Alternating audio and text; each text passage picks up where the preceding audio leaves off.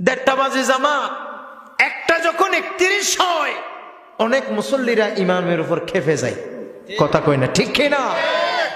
এমনি চায়ের দোকানে গেলে 1 ঘন্টা 2 ঘন্টা 4-5 ঘন্টা বসে থাকতে পারে, কিন্তু মসজিদে যখন যাই 1 মিনিট তার কাছে অনেক বেশি বলে মনে হয়।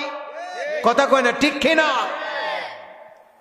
কত মসজিদের ইমামের চাকরি চইলা গেছে কি জন্য? 30-এ জামাত, 1:30-এ জামাত, প্রত্যেক দিন হুজুর আসতে 1 মিনিট 2 মিনিট দেরি হয়, 31-32 হয়ে যায়।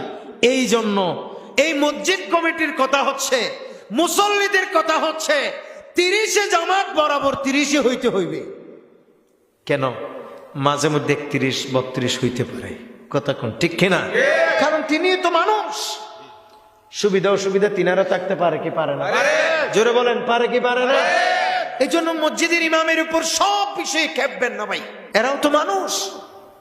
আপনার যদি দেরি হয় তাসবিহ নেন, সেই তাসবিহটা নিয়ে আমার নবীর হাদিসের উপর আমল করে লা ইলাহা ইল্লাল্লাহ পড়ে, লা ইলাহা ইল্লাল্লাহ পড়ে, লা ইলাহা ইল্লাল্লাহ পড়ে, লা ইলাহা ইল্লাল্লাহ পড়ে।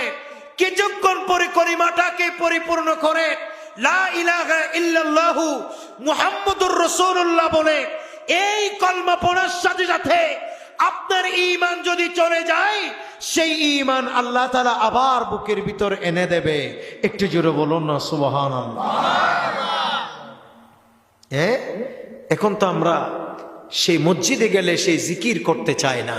মাঝে মধ্যে কোরআনটা খুলে দেখবেন, পড়তে যদি না পারে, মসজিদে গেছেন, ঢুকছেন, ভাইয়েরা মসজিদে গেছেন 2-4 মিনিট সুন্নত পড়ার পর টাইম আছে, আল্লাহর কোরআনটা নিবেন হাতে, কারণ এই কোরআন দেখলেও সওয়াব।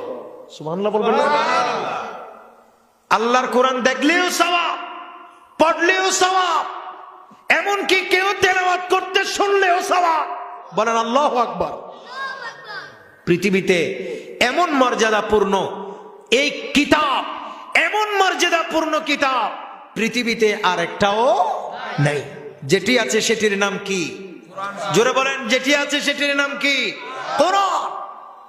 কোরআনুল কারীম একমাত্র কিতাব যেটা দেখলেও সওয়াব, পড়লেও সওয়াব, এটা কেউ পড়তে শুনলেও সওয়াব।